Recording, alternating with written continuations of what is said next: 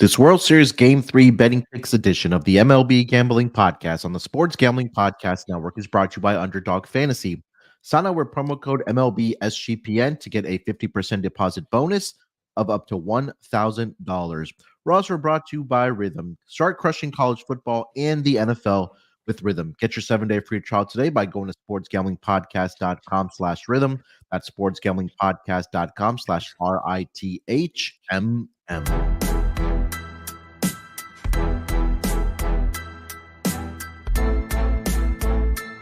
Welcome to the MLB Gambling Podcast, part of the Sports Gambling Podcast Network. Here to get into Game 3 of the World Series.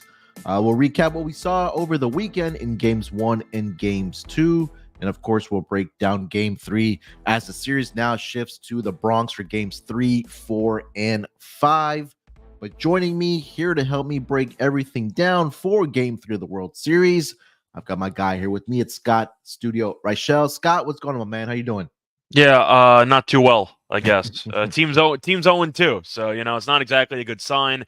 Can't say that I'm totally shocked. Game 1, they kind of needed to have. Yeah. Game 2, I'm not surprised Rodon struggled. I feel like that was kind of, I don't want to say an expected outcome because he was pretty good for a decent portion of the playoffs, but against that lineup, it was kind of expected to give up a couple home runs, and it is what it is. Yamamoto was great, but for the most part, the Yankees, when we did the Mothership show, or when I did, my main issue with this team was I thought they had an easy path, and I thought the Dodgers were the better team. And I feel like we're kind of seeing that on full display in front of millions of people. Yeah, and I think that the Game 1, I think you and I did the show, if I'm not mistaken, for games for the preview and Game 1 picks. And I think we both like the Yankees, at least in Game 1, just because they had Garrett Cole on the hill. He had a phenomenal outing. He needed to do what an ace pitcher needed to do on the road in a World Series. And then it was just really some dumb decisions and some bullpen that blew it, honestly, in Game 1. And what a way to start Game 1, obviously going into extra innings and the walk-off grand slam by Freddie Freeman, and bringing in, I think, Nestor Cortez, who missed around a month or a little bit over a month. In that type of situation, I think was definitely not the smartest decision that Aaron Boone made there. But it's tough, right? We talked about it. We said that, hey, when you're facing that top of the lineup with this Ohtani, Betts, or Freeman, it's a gauntlet to get through. And they intentionally walked Mookie Betts to load the bases, and then now you have to deal with Freddie Freeman. Yeah, he's dealing with an ankle injury, but the bat is still, it's still swinging at a very, very high rate and producing. And first 2 games of the World Series, he's hit a home run for the LA Dodgers, and now sitting as the clubhouse leader for MVP thus far through the first 2 games here. But yeah, it was really that Game 1, I feel like the Yankees, and that's just really, really deflating, especially, losing, giving up a grand slam. And, from betting perspective, that really cashed a lot of tickets if you had the Dodgers on the run line. More importantly, if you had the over, I know that number was starting to push towards 9.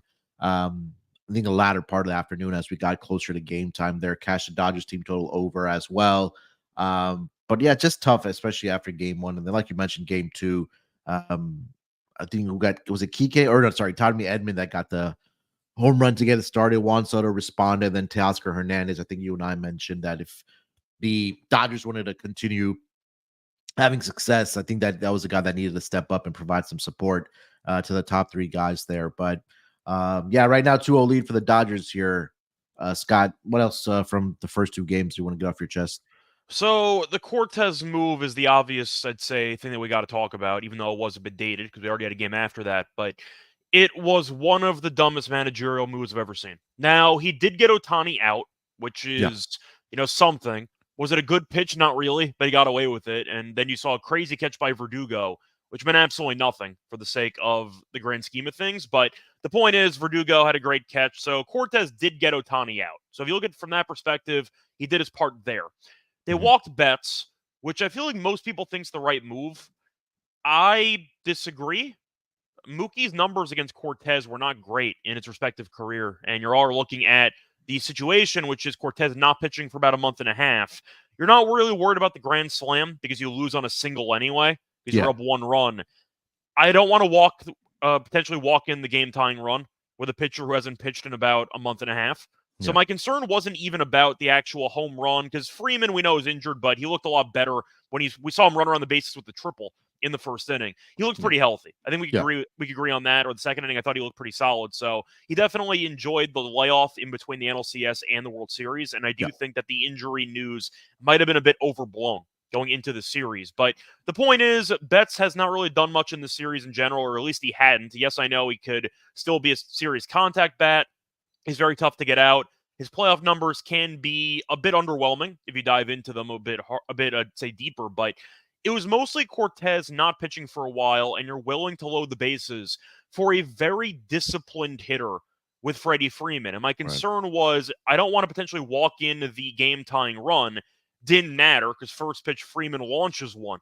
But I don't know what the point is of bringing in Cortes. And I guess the argument is you want a bit more swing and miss when you brought him in to face off against Ohtani, because you know that Hill's more of a ground ball guy.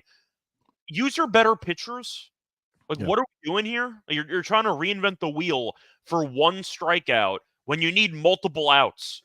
I just don't understand the argument. It felt like it was one of those situations where if the 3-batter minimum didn't exist, then you go to Cortes for one guy, and then you bring in somebody else for Freeman. I can get that. But trusting Cortes, who hasn't pitched in about a month and a half, to get not just one out against a former MVP or a current MVP in Ohtani, but for Betts, who is another MVP winner, or Freeman, who's another MVP winner, not exactly the spot you want for a guy who's a starter coming out of the bullpen, which is already a weird scenario, and he's got to get two of those guys out. So I hated the move. I would have gone to Tim Hill personally. Truth is, I would have started the inning with Weaver. I had a hard time with Cousins actually starting the inning. Now, I get the argument is Weaver pitched, a decent amount, and he hasn't exactly been going that much length. He's gone 2 innings before. He's a former starter as well, and he's easily your best reliever. It's not even close. And I feel like when you went to Cousins to start the inning, the one thing you couldn't do was walk a bottom tier guy. And you walked Gavin Lux in 5 pitches. And I immediately got some PTSD as a Yankees fan to the Altuve home run against Chapman. Before Freeman even hit the home run, by the way.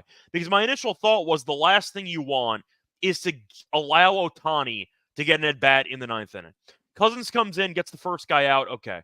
Walks Lux on 5 pitches, which is an absolute joke. Edman has a great at-bat. I believe he singles with 2 strikes, so he was once again behind the count, battled, but it was that walk to Lux, because I don't think Lux is very good. And I feel like that's not a hot take. So letting an underwhelming batter get on base without him having to really do anything just set the wheels in motion for catastrophe. And that's what happened. But I thought Boone was a mess, especially with the Cortes decision, which I think is an absolute joke. It was the Robbie Ray decision on steroids, which you definitely know of because that involved your team. Where they brought in Robbie Ray with no bullpen experience, basically, and Yordan launched one that hasn't landed yet. It was a similar story, but it was the World Series. So this one is worse. But you also have to look at what Boone's done with the lineup. And my point is he hasn't done anything with the lineup. Judge has been a complete black hole in the 3 spot, and they keep using him in the 3 spot. So they got to switch it around. Boone said he's not going to. He really should be fired. And I've been saying this for years, and I get they made the World Series, but these mistakes, when you examine them under a microscope, because you're on the biggest stage, with the Dodgers and the Yankees, and the fact that you made it to the World Series finally. Houston wasn't involved to sabotage you again, because you haven't been as good as Houston for years anyway, with or without the cheating. Houston's been a better team for the last decade change. Point is, you finally had a chance to prove the doubters wrong, and you immediately basically punted the first game, and you didn't do anything to fix the second game. I believe the Yankees, before the 9th inning rally, had 1 hit in the first 8 innings. And it was the Soto home run. They had 1 hit. Now, I get Yamamoto was good. I understand it. But the issue I have with the Yankees, I've said it before, they are not exactly a fundamentally sound team. They don't run the bases that well. Shout out the Jazz, though, who did steal a couple bases in Game 1. You had the bad fielding with the error by Torres or Soto, whoever they credited that for. That was a really bad fielding play. And they also are still really bad hitting with guys on base. And that has been a serious issue for the entire postseason, and they managed to get to the World Series besides it. But besides Soto and Stanton, who else do you really like in this lineup? Because you don't really have many guys stepping up right now, and Judge especially has been crumbling on the biggest of stages. Yeah, and that's been the difference, right? We mentioned this when we did the previews, which of the other guys outside of your best players are going to step up in these spots. And right now, the Dodgers have that advantage, right? We talked about Kike, we talked about Tommy Edman, Teoscar People Hernandez. don't understand how crazy it is. The 9-hitter on the Yeah, Dodgers won the NLCS MVP. yeah, Like, their and supporting cast is crazy. yeah. And that's been the difference, I think, all throughout the postseason. Also mentioning that, hey, which team is the best at two out hitting with runners in scoring position. And right now, that's been the Dodgers, throughout at least in the World Series thus far. I know that the Tigers did a great job of that when they started their postseason, and especially in that series against the Astros. But you mentioned the easier path for the Yankees. Yeah, it was up against teams who are two AL Central teams that just doesn't have a lot of success scoring runs. And I think when you talk about this Dodgers team, we talked about those three guys at the top of the lineup, but it's just been 1 through 9 that everybody's been stepping up. But I also got to give a credit to the biggest question mark, at least I had, was the pitching, right? Like, I thought Jack Flaherty, in the first game would, maybe have some butterflies or not be able to go pound for pound with Garrett Cole. And it was really like it came down to the bullpen. And then Yamamoto, honestly, giving up only one hit. Yeah, just absolutely fantastic. Just giving up one hit, a solo home run to Juan Soto, like you mentioned there. So, yeah, give the Dodgers a lot of credit right now. I think a little bit of mix in there with some of the decisions that Aaron Boone made, especially in game one here. But right now, they take a commanding 2-0 lead here as the series will shift back to the Bronx. Before we continue the conversation here, just want to take a moment here to thank all of our listeners for tuning in to the MLB Gambling Podcast. It's been an incredible season. Obviously, we'll be here all throughout the week as we see when the series does actually end here for the World Series. But if you guys can do us a favor, head over to Spotify, give us a 5-star rating. Only you can prevent corporate gambling from taking over. Scott, anything else from games 1 and game 2 before we do dive into game 3 here? Yeah, game 1, I fully blame Boone for what happened. Game 2, I don't even know who to really blame besides the offense and not doing anything. I think it was offense more than anything. I was going to say, when you have 1 hit through 8 innings, Rodon did not pitch well, I get it, but you're going to lose that game anyway. Like, you didn't generate anything. The Yankees, though, in game 2 were 1 for 6 with runners in scoring position. In game 1, the Yankees were going through those numbers. They were 1 of 8. So they're 2 of 14. With runners in scoring position. I've been harping on this point for the entire postseason, and they've gotten by because Cleveland and Kansas City couldn't hit. But when you face off against an elite offense, a lineup that's probably better than yours, you got to capitalize on your opportunities. And you're looking at Wells, who's been a mess. That Volpe at bat against Trinan was an absolute joke in the 9th inning. Rizzo drew a hit by pitch. He leaned into it. I respect it. At least he got on base. But you're just going through the actual lineup, and nobody scares you besides basically 2 guys. Because Judge has been stranding guys on base the entire postseason. He had the home run against Clase, which was a big home run. In hindsight, didn't matter because they blew the game anyway. But Judge hasn't really been a factor at all. Soto's been great. Stan's been hitting a lot of home runs. The other bats haven't been that great. Had a nice single, though, in the 9th inning off the base at third base. But once again, you're just going down the line, and there's really not many guys doing much. And that was my main concern about the Yankees. It was the lack of quality depth, either with the rotation, with the actual bullpen, because the bullpen feels pretty thin compared to the Dodgers if we're comparing both teams. And Gratterall got activated, and we know he's great too. So that's another guy you could add. And the lineup has been pretty weak at the bottom. So, yeah, the Yankees are in trouble. I know we're about to preview game 3. I'm not sure if they're going to get swept or not, but I'll put it this way. If they got swept, the series does check a lot of boxes for what you look for in terms of mismatches for one team just win all 4 games. And I'm not saying we're headed there officially because the Yankees at home, we know we're still dangerous, and I'm not going to write off Yankee Stadium providing a spark. Yeah. But all I'm saying is if you compare these 2 teams on paper, and as you've seen the basically 19 innings that we've had in the series, the Dodgers have slowly showed that they are superior in a lot of areas, and the Yankees have a lot of problems. Is that fair? Yeah, and I think that's it's really what it is. I mean, like you mentioned, I think that I'll 100% agree that the advantage for the Yankees is definitely in the bullpen there, but it's really just comes down to hitting right now. And we'll get into game 3 here momentarily, but you can't muster up only 5 total runs against this Dodgers lineup through the first 2 games. Like, that just can't happen. And I think this is a team in the Dodgers where, outside of maybe that grand slam that they've been walking into 4 or 5 runs throughout the postseason, I think you have to go pound for pound and really match that. And I think that really starts with, like you mentioned, Aaron Judge has just been absolutely atrocious throughout this postseason, especially in the World Series here, at least through the first 2 games here. All right, Scott, before we do get into game 3 here of the World Series, let me tell everyone about our friends over at Underdog Fantasy. Underdog Pick'em has one of the biggest menus for all of sports: NFL, college football, MLB, MMA, NBA, NASCAR, and more.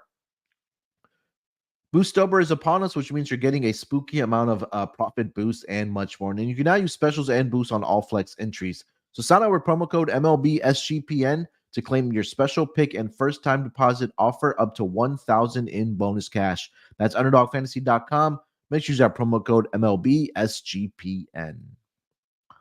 All right, game 3, as we shift the series to the Bronx, games 3, 4, and 5 will be in Yankee Stadium. As we mentioned, the Yankees down 2-0 here. But game 3, it will be Walker Buehler going for the LA Dodgers and Clark Schmidt getting the start here for the New York Yankees. Yankees are a -145 home favorite, +130 on the money line for the LA Dodgers. Total is set at 8.5. In this game here, Scott, what are we thinking about game 3? Do the Yankees get on the board or do the Dodgers take a 3-0 lead? Well, regardless of who you think wins this game, there's no way they should be -145.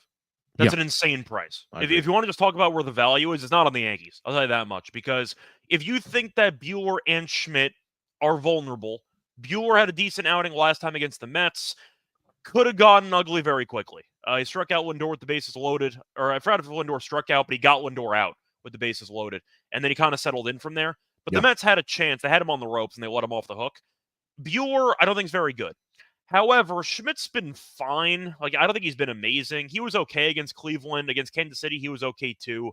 But you think that both pitchers should not exactly go much length because you had a day off entering, or you had a day off or two entering game 3, and now you have a rested bullpen on both sides. If you're picking about 4 innings for both guys, maybe 4 plus, you're into the 5th, and the game's close, you assume the Dodgers have an edge. Just assuming based on how the offense has been performing in the bullpen and how the Dodgers look a bit deeper in that end as well. 130 is crazy. I know I've roasted Buehler, rightfully so. He has been bad. But I got to at least point out that I think it's an insane price. The Yankees have shown right now that 2 guys, if you want to include Rizzo and a bit of Jazz in there, mostly 2 guys. You have Soto and Stan, besides the home run and the single in the 9th inning. Stan's been kind of quiet too. But the point is you have 2 guys you trust in that entire lineup. The Dodgers have like 6, maybe 7. So I got to take the plus money. It's one thing if the Yankees would be favored, like -120, desperate team, down 2-0, you're back home. Okay, I can get that. 145, I can't have that happen. That's an insane line. And you never know if Boone's going to change anything. If he keeps the lineup together again after doing nothing for 8 innings, they got serious problems. I'm going with the Dodgers. They feel like, honestly, watching this Mets series, you can kind of tell that they were, I don't want to say a class above the other teams, but you were just looking at the lineup and how many guys were threatening and how many even bullpen arms were coming through. They're just the better team. And I'm not saying the Yankees are going to get swept, but at 145, there is no justification for this line. Unless you go for the must-win desperation angle, which in baseball I really don't believe in. I just think that if your pitcher's fine and the offense is clicking, you're in good shape anyway. But the Dodgers are right now in better form. They're the better team. And Buehler might not be great. He was decent last time out, and Schmidt's been vulnerable at times as well. I can't take this price with the Yankees. Even if I think the Yankees are going to win the game, I can't lay this number. On principle, give me Dodgers plus 130. Yeah, I think they're, like you mentioned, I think they're pricing in that the Yankees are down 2-0 here, and the bettors are going to flock to bet the Yankees. Thinking, hey, it's not basketball though. There's only like a foregone conclusion that the team down 2-0 is going to jump out with the crowd advantage. It's baseball. If you go down 1-2-3 in the first, suddenly the stadium gets pretty quiet out there. Yeah. Like, I just feel like it's a spot where the number's inflated because they're hoping, 1, for a longer series, and 2, you're hoping that the Yankees show some signs of life. Right. I'm not sure they're going to. I don't know what I've seen to show me signs of life. They look decent in the 9th inning against the Dodgers, then had 2 really underwhelming at-bats. Volpe struck out on a bunch of sweepers out of the zone, missed a meatball right down the middle as well. That should have been gone. And then they pinch at Trevino, which didn't really bother me, to be honest. It was either him or Dominguez, who hadn't played in about a month and a half. But Trevino got a pitch, flew out, whatever. He made contact. But the point is, I don't trust half the guys in this team in the lineup. So give me the Dodgers. I think that the must-win element is extremely overrated, and the Dodgers are the better team. So I'm getting the better team at plus 130. Why would I turn that down? Yeah, Clark Schmidt has given up exactly 2 earned runs in the 2 appearances that he's made in each of his starts, which was against the Royals, 4 2/3, 4 hits, 2 earned runs. Same thing against the Guardians, 4 2/3, 5 hits, 2 earned runs. One of them was I think it was a solo home run, but I'll just double check that. But he gives up runs early. Walker Buehler, I think it was that one start against the Padres where he got absolutely blasted in that second start. 5 innings, 6 earned runs. Responded very nicely against the New York Mets. 4 shutout innings, had 6 strikeouts and 2 walks. But I still just don't trust Walker Buehler. I do expect to see runs in this game, whether it's early or whether it's full game over. It's starting to move towards 9 here. I do see some 9s popping up on this total here. DraftKings has just moved the 9. Bet Online still has 8.5, juice to minus 125 towards the over. But I like it first 5 innings, over 4.5. I think that's my more favorite play in this game. I think that if the Yankees want to come out and win this game, they're going to have to do it early and get to Walker Buehler early. And they need to score, a couple runs within the first couple innings.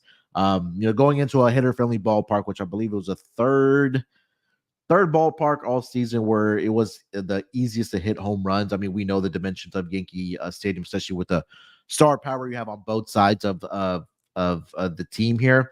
I know it's cooler temperatures there in Yankee Stadium and in that area there, but I just feel like there's an opportunity where we do see that explosion of runs coming in this game here. So I agree with you that the value is all on the Dodgers side here at that plus price. And I will bet that as well, but I do like runs being scored in this game. The Dodgers team total sitting at 3.5 at minus 135 right now, Scott, over on DraftKings. It is a little bit juiced there, but I'm gonna bet that. I've already bet that over 3.5 team total over for the Dodgers there. Yeah, so that's where I'm at. Anything as far as the side or total before we talk about some props here? Yeah, I once again, I just feel like this line is so heavily inflated based on the must-win, I'd say, premise. Yeah. And the Yankees in Yankee Stadium over the years have come up pretty short in some big games at home. So we'll see what happens. I'm hoping the Yankees win, but for sake of value, the price is definitely way too big here. For the total, I like the over as well. I don't trust Buehler either way, but the Yankees' first 5 team total might be like 2.5 here. That's a bit too high for me for a playoff game. 1.5 I prefer, but you're not going to get that. So I think if you were going to go once again for the total in this game, I would go over. Game 1, I did like the under. I got burned on that extra innings. It is what it is. But the point is there was a layoff there. Game 2, the Dodgers broke through early, then kind of shut it down a bit. But the Yankees, they just can't hit with guys on base. It's the same story every time. And you're going to keep trying to pass the baton down, and nobody can handle the baton. You got problems. And you're going to lose the relays. That's kind of what's happening right here. So until I see the Yankees actually get clutch hits that are not just blind random home runs, until they actually manufacture more runs on a regular basis, I'm not going to assume they're going to do much for the actual, say, contributions for the total in this game. But I do think that based on Buehler's struggles and based on Yankee Stadium, I have to factor in the over as well. I agree with you about the Dodgers. No reason to expect this offense to shut down, especially with Freeman being healthy. I think they'll get to Schmidt and maybe the bullpen as well. I like the over 2. Dodgers team total, I don't mind either. Yankees team total, I feel like people are going to love. I'm going to pump the brakes on that one because it's probably going to be 4.5, and I don't trust this team to score 5 runs. So I'm going to pass on that, but I prefer the Dodgers team total over personally. Yeah, first 5 innings. I'll say full game of Yankees is 4.5, but first 5 innings team totals. Dodgers 1.5, overs juiced at minus 145. And then the Yankees team total first 5 innings is set at 2.5 at even money right now. So, I mean, it is a little bit juicy at minus 145 for the Dodgers. But again, they've gotten out to scoring early. And like I mentioned, Clark Schmidt, it's a very small sample, but in the 2 postseason starts that he has made, each of their opponents in the Guardians and the Royals have scored 2 runs before completing 5 innings there. So, I think I might just double up on that full game Dodgers team total over and the first 5 innings over 1.5 for the Dodgers in the first 5 innings. All right, Scott, any player props you're looking at? Yeah, so for player props, I do want to see if the Yankees change anything involving the lineup or not, but I don't know if they're going to. Boone's been pretty stubborn about it. I'm expecting Wells to be back there because you have a righty on the mound, but he can't hit anyway. So I am wondering how quick the trigger might be to maybe pull Wells. I don't know. We've seen Vesia and company come in, and the Dodgers have a lot of really good lefties in that pen. Yeah. So I don't mind Wells potentially lower half a hit. I know it came back to bite me there with the infield single in game one, but he might get pinch hit for. I think it's a possibility. Dodgers do have a lot of lefty arms, and we think Bueller, even if he pitches decently, might not go that long. So I think Yeah. he might get pinch hit for midway through this game. So I don't mind going for maybe a Wells under half a hit here. I think that he's going to struggle. We know he's not been good so far in the postseason as a whole, and he's not going to bat against the lefty. So I can see the Yankees maybe making a switch if he faces off against Vesia or company. I could see that happening. So I feel like one area you probably should be focusing on, which is a great tidbit for the Cleveland series in general, they pinch hit so many guys. Yeah. If you find the right player to fade because you think they're being pulled in the sixth inning, you can make a lot of money. And I think Wells might get pulled in this game. So I'll go with Wells under. All right. Yeah, looking at those outs recorded props for the pitchers in this game, Walker Buehler is set at 14.5. The overs at plus 105. And then for Clark Schmidt, 13.5 is the number for outs recorded. The over is juiced at minus 130. So I think I kind of like that Walker Buehler under 14.5. 2 starts he's made. I don't know, because he did give up 6 runs, but they still let him go 5 against San Diego. Yeah, that's true as well. But I feel like because they had that day off in between, Yeah. that maybe again if he does give up that 6, that they just pull him in. Maybe that bullpen comes in, but I think that would be one I would consider. I mean, again, it's juicy at under 14.5 at minus 140. Clark Schmidt's at 13.5. Really don't have much there. I mean, he could probably may end up just going 4 innings because he hasn't made it to the 5th inning in either of the 2 starts that he's made in the postseason, 4 2/3 to be exact there. So I think that's what they're basing the number off of at 13.5. Curious to see what some of these guys' numbers are as far as hits prop. There's one other prop that I like, but I'll let you go. Yeah, go ahead. No, go ahead. I like Mookie Betts over half a run at Okay. about plus 125. He's had a run each of the first 2 games. He's had a run in 4 of the last 5. He's had a run in 6 of the last 8. You're looking at him against the Yankees. He has had at least 1 run in 3 of the last 4 games. And you're looking at just in general his role in the lineup. We know he's top of the lineup, and we know that he gets on base a decent amount. He can walk, he can get singles, but the Dodgers have a lot of support behind him. And Betts has been known to once again score in decent amount of these playoff games. So plus 125, I like a lot. We do like the Dodgers team total over. So I think they'll probably end up scoring 4 or 5. Betts to be one of those guys across home plate at plus 125. I think it's a great deal. I'll take that. Yeah, Tommy Edman hits over half a hits at minus 145. I don't hate that. He's been, like we mentioned, really, really good throughout the postseason here for the LA Dodgers. I'd consider hits, runs, and RBIs for him because that's going to turn it over to Ohtani and company, and if he scores on top of that. So I'd probably prefer that at a better price. Yeah, 1.5 plus 135 there for Tommy Edman. I think that's a better call there. You have any thoughts on Ohtani? Because I know that, of course, he injured his shoulder. Yeah, apparently it's not a big deal because he's going to play, but I do want to see him actually swing a bat first. But that was one of the talking points after. I thought it was a weird injury because at the time I didn't really see anything happen to him. And then he just like, oh, yeah, he just messed up his shoulder a bit. But apparently he's fine. So I can't really bet Ohtani, either overs or unders, because I don't know what I'm going to expect. So I can't really bet that guy. Yeah, and I was just going to mention that next, but yeah, like you mentioned, doesn't seem anything serious. I was trying to pull the quote from Dave Roberts, and he said that he expects him to play tonight here against the Yankees in World Series Game 3. He said it's going to be very, very tough to keep Ohtani off. It sounded like they expected him once he got injured to be out for the rest of the series, and then they did some tests, and they're like, "Oh no, he's actually we're pleasantly surprised by how we avoided catastrophe here." So I think he's fine. I think it looked at first glance like he was going to be in serious trouble. Yeah, they did some tests, and they're like, "No, he's actually fine." So we're just going to figure it out. I'll put it this way: based on how they're handling the Ohtani situation right now, it sounds like Freeman's injury was significantly worse over the last couple weeks. Yeah. Just for kicks, his first plate appearance exact result for Ohtani.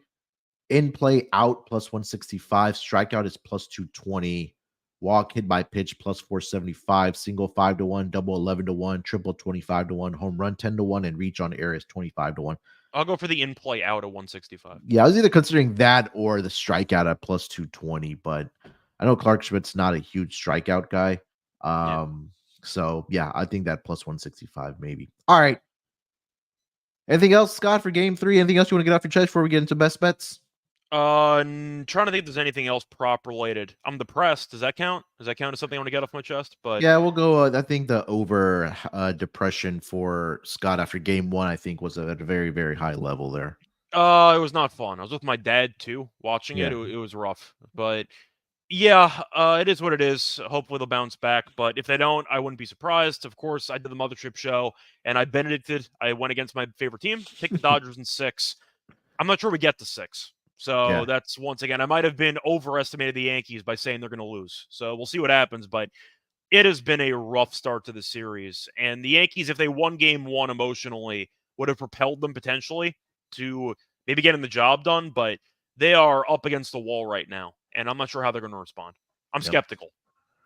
Yeah, I mean, I couldn't blame you, especially what we've seen in the first 2 games here. All right, before we get over to best bets for World Series Game 3, let me tell everyone about SGPN's proud partner Rhythm, the #1 AI-powered back sports betting platform that helps provide bettors of all levels the ability to build custom predictive models in seconds and get predictions for betting on money line, spreads, totals, and props. Build your own model, copy one of the top performing models from the leaderboard, or press build a model for me, and Rhythm gives you predictions for every game and player prop, and also has a myriad of stats, research, and trend analysis to give you even more betting insights. Plus, Rhythm's NBA models are now live. So claim your 7-day free trial today by going to sportsgamblingpodcast.com/rhythm. That's sportsgamblingpodcast.com/RITHMM. And we're also brought to you by BetUS. Bet with the best in the business, BetUS. BetUS has been around for more than 30 years.